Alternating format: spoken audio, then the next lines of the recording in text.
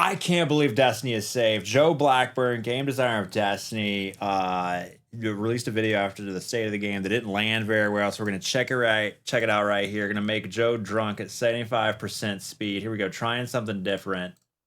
Hey everybody. Hey Joe. It's Joe, and I'm just here to check in on how Destiny's going. Yeah. So slow down. A few weeks ago, we put about state of the game communication. Uh-oh. So wasn't up to our standards for what y'all have come to expect for those kinds of communications. It didn't provide the high-level vision that we normally provide, and really and truly, a bunch of us were heads down working the final shape and weren't able to give it the sort of outside cam. Come on, man. You're ruining the YouTube video that I'm making right now. This is saving the game. State of the game didn't land well. Joe didn't do a great job of explaining why it's impossible to make one set of ritual armor per year from doing core playlist activities, but 12 Eververse armor sets per year makes total sense. So he's gonna re-explain it. care and love that we normally put into these kind of communications. And that's nobody's fault but mine here on this. So I wanted to come in, talk to y'all directly, and sort of give you an update on what we thought about the state of the game that we put out and what we think about Destiny as a whole. Now, this is going to be pretty different than normal. This isn't a highly produced sort of production. It's me in my office. It's not scripted. I've got a bunch of notes here that we're going to read through. Sounds like a and it's streamer. going to feel probably more like you're just in a meeting with me, which is going to be rambly, and we're probably going to mess up a few times. But really, I just want to go over where we're thinking about the game. So what we're going to talk about today, we're going to talk about the reveal coming out next. Not scripted, shows the script, shows the notes, okay? Full screen, you want full screen Joe in your face? Bam! You want to see all the pixels from Twitter? Yes. Hey, Nerf Gallahorn. Next week, we're going to talk about PvP. We're going to talk about armor. We're going to talk about our communication strategy. Those are the big ones. Cool. So let's just get right into it. Save the game. Let's start with reveal. Next week, we're going to go out and we're going to show an awesome showcase for the final shape. We're really excited about a bunch of the content in there, but it's going to literally change people's minds immediately. Bungie's the worst. We're at the part of the life cycle. Everyone hates Destiny. Blah, blah, blah, blah, blah. Showcase comes out. People instantly lose their minds, and Bungie's the best company. Destiny's the best game in the world, and they can't do no wrong. Every year. Truly, that showcase is not a reaction to the state of the game last week. It's not a reaction to a bunch of the sentiment online, and it's definitely not a reaction to this video. It was recorded a while ago. I think I have a mustache in the video, and it's fun fact, a pretty focused reveal. In the same way that the game itself is pretty focused. The final shape is focused on the light. It's focused on the enemies we've been setting up and the allies. Enemies confirmed in final shape that you've come to know. It's not about a bunch of wacky new systems or wacky new themes coming into Destiny. Instead, we want to make an experience that's super easy for anyone who's ever played Destiny to come in and absolutely fall in love with the content that's before them. Good, because new players keep a live service game alive, and if you can't get players onboarded, your game dies.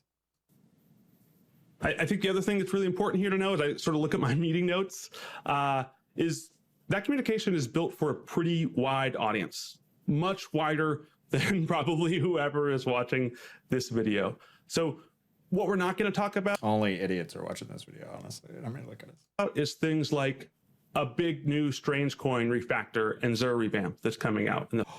Xur? Relevant? Final shape. We're not going to talk about things like a refactor of HUD elements where we're making sure the buffs and the debuffs are more clear and you can tell what's happening in higher level combat. Wait.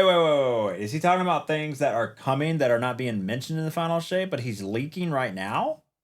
That communication is built for a pretty wide audience. Went back, hold on. Much wider than probably whoever is watching this video. So what we're not going to talk about is things like a big new Strange Coin refactor and Xur revamp that's coming out in the Okay. final shape. Oh, okay. I missed. That's the part I missed. Coming out with final shape. We're not going to talk about things that we are working on in the showcase. I'm going to let you go ahead and know things that are more geared towards your hardcore audience, us, versus the marketing bells and whistles showcase that more people will see that maybe don't care about Xur or a UI rework. Destiny is saved. We're not going to talk about things like a refactor of HUD elements where we're making sure the buffs and the debuffs are more clear and you can tell what's happening in higher level combat. I've arrived. We've literally arrived. I can see buffs and debuffs and status effects without having to guess. Oh my God. It's like the future.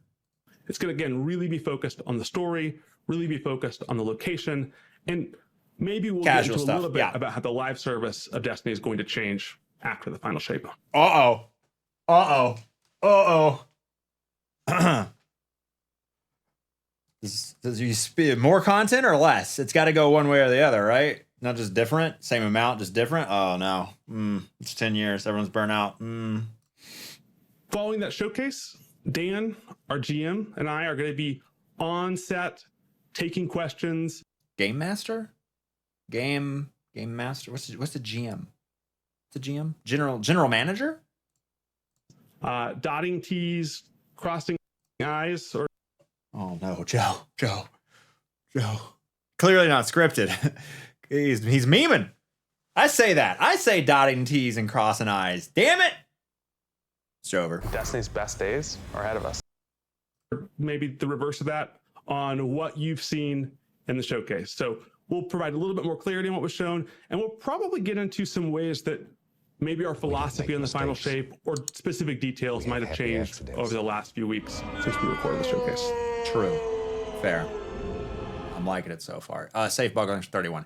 Been away for a minute. Damn those arms. Yeah, buddy. All right, I think that's it for reveal. If I'm looking at the sheet next, we've got PvP.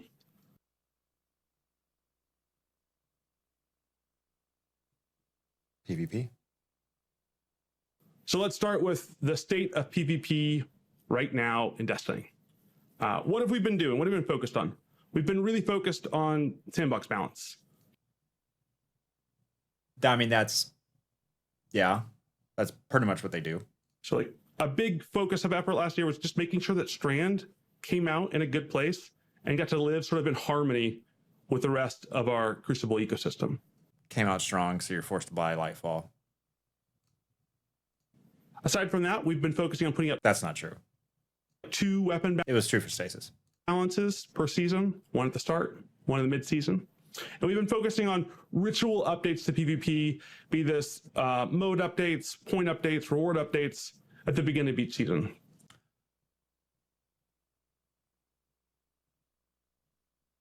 Those are like small things in my mind, but I don't really care about PvP as much, so maybe I'm just detached from it. Did a much better job of balancing Strand versus Stasis. True, fair, yes. Finally, we flip over to our agenda. We've been focused on making 1 new map and a few reprises a year. And it's just not enough for those diehard PvPers. Now, all that aside, I think it's fair to say this approach is not producing the Crucible that our players expect us. So what are we going to do? How are we going to change? First, let's talk about maps. It's clear that the sort of slow trickle of PvP maps isn't having the effect we want. And although it gets an injection of PvP maps every so often into the ecosystem, it's also forcing this like 1 new map a year. It means we're trying to build a map that has to do everything, which means it can't be good at anything. So next year, we're going to change our philosophy. Instead of a slow trickle of maps throughout the year, we're going to focus our effort into a single map pack that's free for everyone. Map packs. Oh my god, Destiny is saved! Oh, they've never had a map pack. The last map pack was like Halo 2 with Sanctuary and Warlock. So imagine new maps coming in 1 drop where we can make a bunch of new experiences that can all be good at specific things and adds a big variety in a single drop next year. Now, this is a shift from our strategy. So It's a shift. State of the Game said you get one map. People reacted to State of the Game and said, man, PvP, you're ignoring us. And they finally stopped, not ignoring PvP. No, finally stopped. They're just like, they're now, I wonder what changed to make them refocused efforts into more. I mean, people have always complained that PvP was kind of ignored, but now they're changing? Like, I wonder what's different. I thought that just wasn't their focus.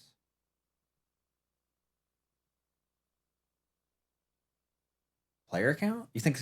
I mean, player count's always low at this time before the showcase comes out every year. Nothing's changed. Metrics? Is it different? I don't think anything's different. I mean, map pack's great. I like trying out new maps. I don't hate PvP. It's not what I go to play to have fun in Destiny. Going to take us time to sort of understand the details of what we're putting out here and getting that out to y'all next year. Marathon got finished early so we can move employees back to Destiny. Come on! Okay, maps are great, but we still really believe that PvP is about the foundation, and new maps aren't going to solve a foundation. Right. So, modes. First of all, I'm really excited about what's coming out in Season 22. First of all, I'm really excited about what's coming out in Season 22. Hey, man. First of all, I stream all the time. I can't tell you how many words I make up and don't even, like, they don't even exist. Like, incited. I'm sure I've said incited like 12 times in my life on stream, honestly. I'm really excited. So excited, I'm incited. About what's coming out in Season 22. First, with Checkmate. Checkmate is a mode all about that sort of primary fire, basic weapon excellence of Bungie games, and being able to show that excellence in a PvP setting. So, whoa, like slower ability cooldowns, like just like what, like just like gun based, or I'm sorry.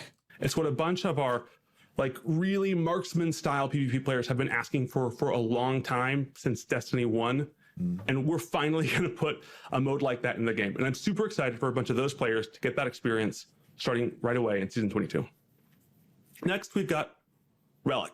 And so Relic is a different kind of mode, and it sort of is a building off of these experiments that we've been doing with things like Fortress or Eruption, where it's about this quality Destiny sandbox experience of your guns and your powers that escalates when you succeed in sort of a crazy mayhem-like experience. Was that the same one as the Iron Banner mode? Where you start snowballing, you get more and more ability? And we think the balance of those two things is a really... No, not mayhem. It was like you get kills and then you like get like a buff on your abilities. Great time to sort of spend away from other parts of the game and get the full spectrum of what Destiny has to offer. I'm really excited about things like Fortress, and I'm really excited that Relic is going to provide an experience like this that is both, fun for people that are really good at slaying out and also has these sort of like high octane hijinks moments to it. So the casuals can still get kills. Nice, let's go. But that's what we've already committed to. So let's talk about some new things that we think we need to do. New things. One, we know we need to bring more of our modes into the core playlists. Okay. We've been putting a lot out in Labs. We've been putting a lot out in Iron Banner. Mm-hmm. And to be honest, there's a few obstacles to us putting these into our core playlists. Be this VO or small bug level issues that we just were like, I don't know if we're ready. Yeah. Voice. You gotta have a voice.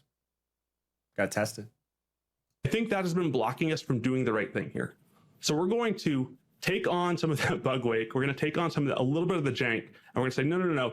This isn't worth us not putting into the mode. And so we're going to take some of these modes that we've been putting in Crucible Labs, that we've been putting in Iron Banner, and taking them and putting them into the core PvP experience that most of our players experience. Cool. That's great. Destiny We've saved. also heard a lot about comp, and particularly about the way that we reward points in comp. So we want to take a new approach. I too close my eyes to make my mouth work. I do it all the time. I'm like, what am I trying to say? Close my eyes. Okay, there's the words. I gotta do it again. Comp. Is there a good comp out there in any game ever? I don't think I've ever heard someone go, man, I love the comp in this game.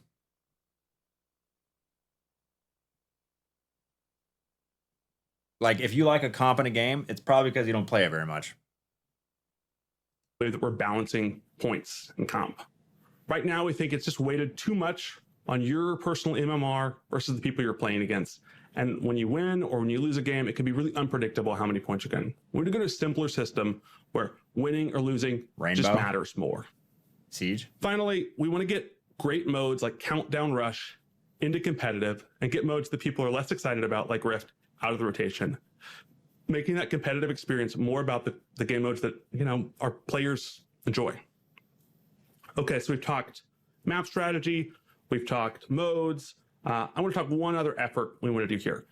We're going to bolster what we call a PvP strike team. PvP strike team. Oh. Bunch of devs whose priority is PvP. Throughout Destiny development, we've built strike teams for efforts before. Sounds like a sprint. This has probably been sort of invisible to you all in the audience, but in moments like in between Curse of Osiris and Warmind, we built a strike team for Destiny investment. This team was sort of built around, hey, how can we make it more rewarding and more enjoyable to just get stuff in Destiny 2? This team built stuff very quickly, like what would eventually become the masterworking system.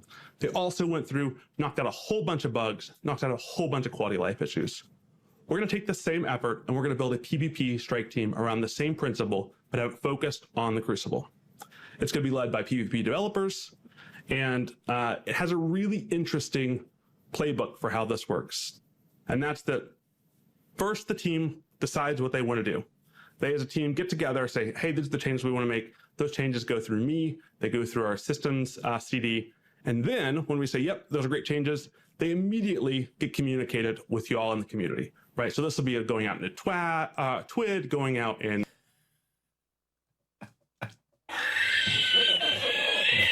You can't be changing tradition. It's TWAB, TWID, TWAB, TWIB. Like, oh man, it's tough. It's a lot of acronyms. A Twitter post or going out on Reddit, right? Just sort of some immediate blast. Cool. Like, hey, these are the changes coming. That is a lot of transparency. I think that's more transparency, honestly, than the community deserves. And those changes get communicated even before they start getting implemented. And then we start getting implemented. Meaning you can pivot in case there's a little feedback, or just YOLO. We found this formula is a really successful way for us to be able to push through changes quickly into the community. And I think one of the most exciting parts about these strike teams is we build them based off of community feedback. So these strike teams are built from the ground up to look at, hey, what are the pain points that are hitting our community the most? And so all this list is going to be built and burned down from, hey, these are the big issues the PvP community is looking at in Destiny. But I mean, going back, I mean, there's always this, like, I feel like a disconnect between like vocal community people and the community. So for any subset, either like the broad umbrella of Destiny 2, like there's always this like vocal community, people who play the game and never get on the internet. And how do you know if those things coincide? So if you just look at the silo of PvP or Gambit or PvE or speedrunners or day one raid, whatever, like there's this, I always feel like there's this gap you have to make. And like, what if the majority of PvP players don't line up with the majority of the people who yell loudly on the internet? All right, I think that's the end of the PvP part of our agenda, if I'm looking at our notes here. It doesn't matter. Destiny is saved! We have happy accidents. Erratic. Next 11 months. I think we're now going to talk about armor. Armor. It's probably been a while since we talked about this part about armor. Armor, make the number go up a little bit, but then, you hit, 1 in a stat or 9 in the ones in the stat, and it doesn't really buff your stuff, and then you're sad about it. Oh, don't get me started on aesthetics transmog. I gotta pay money to transmog unless I go do some bounties I don't want to do. Oh, man. Just make me glow, baby. Just make me glow. but we might have talked about it before. I want to start with just talking about like armor visual categories in Destiny. So at the top, we've got what we call aspirational armor. Yeah. Let me solo flawless 6 GMs back to back without dying, and I get to look different than everyone else. Yes, that's aspiration right there. This is stuff like raids, trials, dungeons. Flawless raid master armor. We want the armor that comes from these activities to be flashy, or to like really talk about the core of what that experience is. Oh, where'd you get that piece of armor? Oh, I'm gonna go do that activity. I mean, that was like one of the first things you ever heard about Destiny back in 2014. It's really important that when players earn these armors, they feel proud, they want to wear them, they want to show them off in the tower. Next, we've got silver, right? This is armor that you can buy for the store for silver. It's important for us that this feels like it's Careful, Joe. sort of breaking the mold of what you could expect in a Destiny game. It's our place to experiment with stuff that's a little bit fourth wall breaky. Okay. And importantly, we want anyone that spends silver on armor to feel like, hey, it was worth it, right? Like I got my money's worth when I spent this armor. It was cool. Then we have what I call narrative armor. This is the stuff that you'll see in any sort of our marketing trailers. This is the stuff that you earn in the season pass. It's the stuff that you earn in the post game of a campaign. And it's really about driving home what that specific moment in time was. So in season 21, it's deep sea diver armor, right? Yeah, in it is. Witch Queen, it's sort of like weird Thematic. paranormal detective armor, Which is cool. You'll see what it is in the final shape here in a week or so. But that armor for us is really about like driving home this clear, consistent fantasy of like, oh yeah, I was there. I remember that time in Destiny. Are people moaning about playlist armor not getting updated? My take is that it doesn't look like nearly as much I don't want to use the word effort. Not enough priority is given to core playlist activity armor when it could.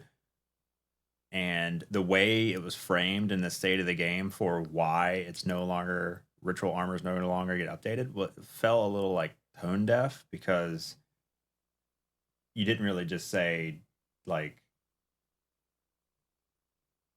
I can't remember the exact words, but it felt like explicitly what should have been said was we make way more money on Eververse armor. And it looks way better. It breaks the mold, really flashy, whatever. And the ritual armor sets look not that great. So of course people aren't going to use them. And if they look like Eververse armor, then maybe that would be different. But like, I'm okay with them saying, hey, we just make more money on this, so we're going to focus on this. And they do make so many other sets of armor outside of ritual that you can earn and feel good about. So am I going to feel special that I run some strikes and some crucible and some gambit to get this ritual set of armor, which there's nothing really tied to it. Like I mean, I get it. It's a weird disconnect. But it wasn't, I don't think, framed as well as it could have been in the state of the game. Finally, we've got rituals and blues. And this space has always sort of been about that core Guardian fantasy. What does the Guardian look like? Blues. That you would imagine sort of the stereotypical everyday Guardian, or the Guardian that you see on the front line. Maybe tragically a Guardian that tried to go into the portal of the Traveler and then gets cut up into a million pieces. Spoilers! This is that spot. And we need a lot of armor here to sort of flesh out those fantasies. Now, sometime in the middle of last year, we sort of reevaluated our priorities on armor. And we said, hey, we need to be spending more on the armors that people care the most about, the people that earn, that spend, that do all this to this so they can sort of get these armors in the game. So I would much rather time be spent on aspirational armor. Don't really care about Eververse armor, but armor meant to show off that you did something badass, yes, versus ritual or seasonal, for sure. This is like our PvP stuff in trials, our aspirational stuff in raids and dungeons, our narrative stuff. We thought we weren't consistently hitting the bar enough in those looks. And I think that since that initiative, we've been really successful. I feel like that also includes Eververse armor, though he didn't specifically mention it that time. He mentioned it previously, but like it's okay to say you want to make money with microtransactions. I mean, it'll probably be clipped, and then people like talk only about that. So you probably can't outright explicitly say that, but like it's literally being said. In this, we've put out great stuff in terms of like cowboy armor for Spire. We've put out awesome stuff Cowboy on the hat. Root of Nightmares raid, and we've put out a bunch of awesome armor sets for sort of a deep sea fantasy last season and Season of the Deep. Now, what we failed to do when we reprioritized, hey, where are our resources going, is communicate this to you. So we knew that when we made this change, we were going to be able to make a ritual armor set every single year. And we thought, okay, well, that's fine. We have a lot that fits this sort of base guard. Cowboy hats were horrendous? Oh my God. I mean, everyone has their right to their opinion, but I'm going to award you with the dumbest thing I've heard all day. Cowboy hats are awesome.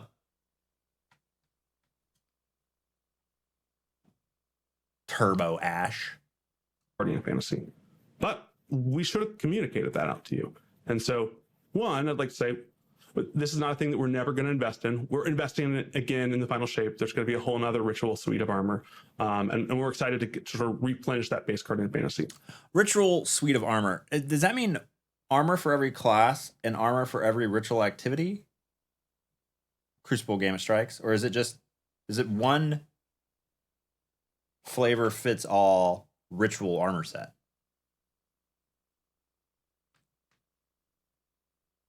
I don't know. But just because we're doing that in the final shape year, that doesn't mean that we communicated this soon enough.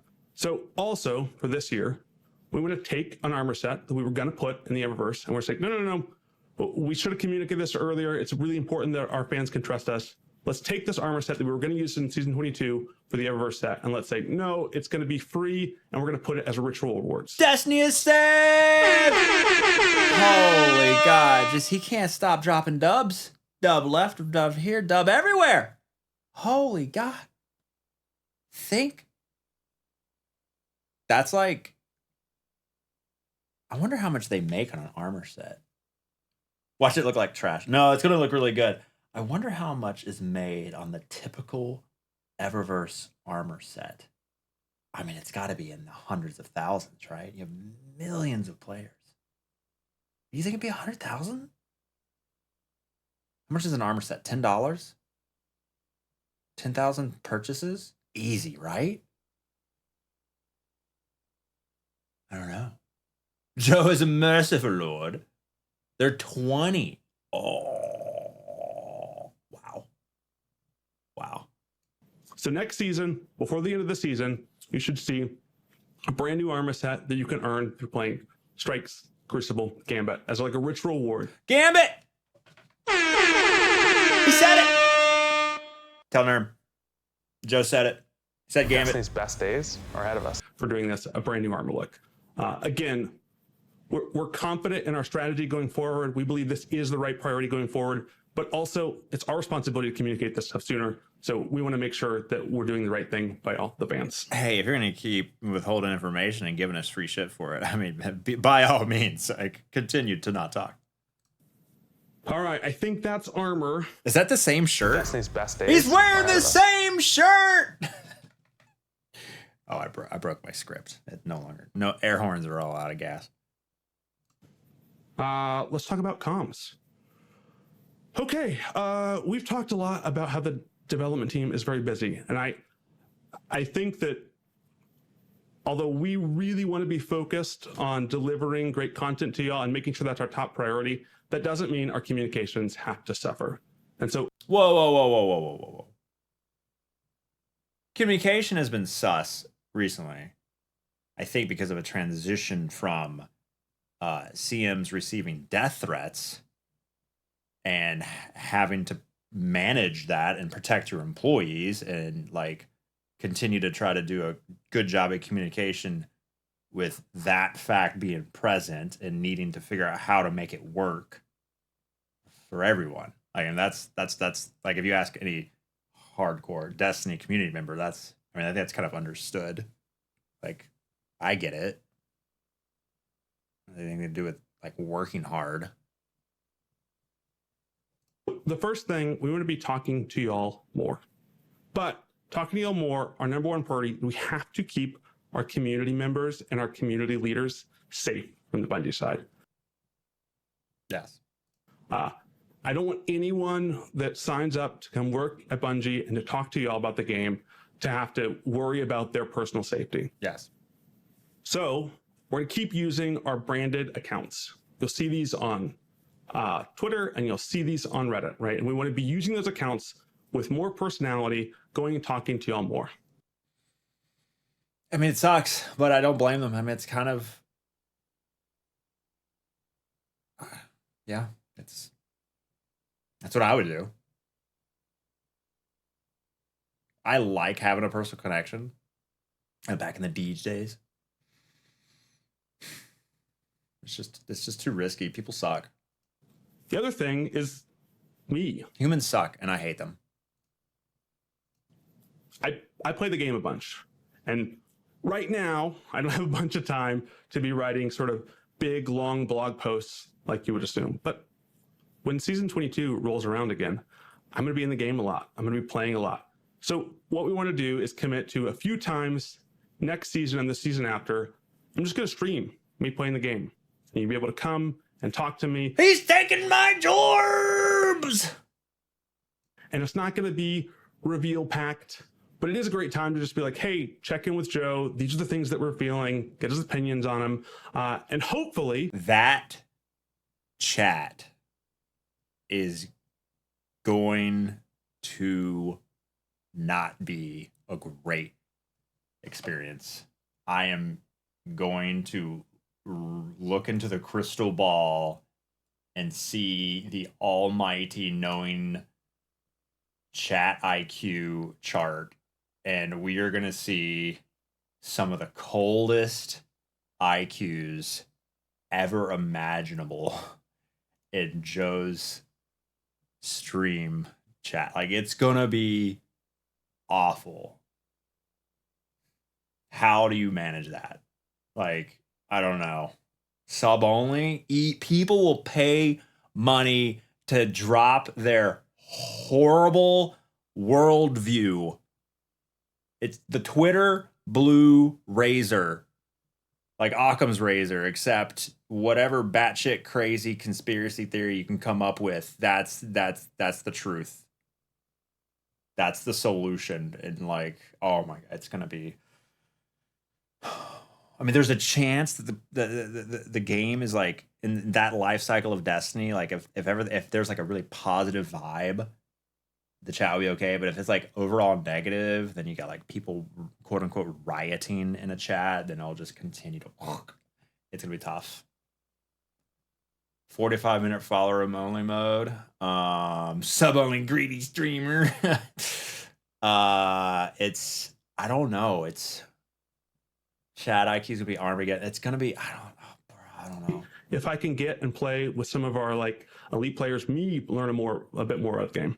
I learn a ton from playing with you all in the community about different builds that are exciting and different ways to roll. So I want to commit, get out there, play some PvP, learn from some experts, and play alongside all of you next season. It's got to be like the showcase ends and he goes live, because it's got to be like, oh, hype. Because like I have it, like if you wait too long, yeah, the honeymoon hype will be over and it's going to be not great. Otherwise, you're gonna have to like super lock down the chat. But if it's locked down too much, then that's gotta be. It's risky. Good luck, but it's risky. All right, the only thing that I have left here is close. So I think that means my rambling on here today is over. You did great. Thanks so much for listening to this, for watching this. Really excited to see a bunch of y'all next week at the reveal. Bye. Bye, Joe. Overall, way better than State of the Game for me personally. Feels much. I'm not gonna use the word tone deaf. Much less tone deaf. I would say, yeah, but this feels more like what you'd want to hear. Although it's kind of interesting because like it's kind of unfair with State of the Game, because State of the Game wasn't bad information. It was just wrapped up in State of the Game, which is normally this huge crazy changes, and it was like not much stuff. And like that level of information is just like kind of like a weekly TWAB sort of blog. This is a completely different style of communication. So like our expectations are like wherever, like nowhere. State of the game kind of raises your expectations, so you're always going to feel bad about it, or there's an easier chance to feel bad about it. I think that gave this kind of a buff too. But I mean, there was only W's in this, right? There was no. This is a W only video, where State of the Game can't do that. Like they've got to also say, well, because we're doing this, we can't do that, we can't do that, we can't do this. So it's tough to compare. PvP players mauled it hard, and he had to make this. I mean, it wasn't totally PvP focused. PvP, armor, communication, right? Yeah. I mean, like I said, Destiny's safe! Wow. Took 9 years to save Destiny, but we did it. Oh, the buffs and debuffs on the screen. Oh my god, I can't wait. You know what? Now I have one less excuse to use while dying in a solo GM. Oh well. Okay. That has been your Leopard Reacts to Joe's video. End recording. Cut it!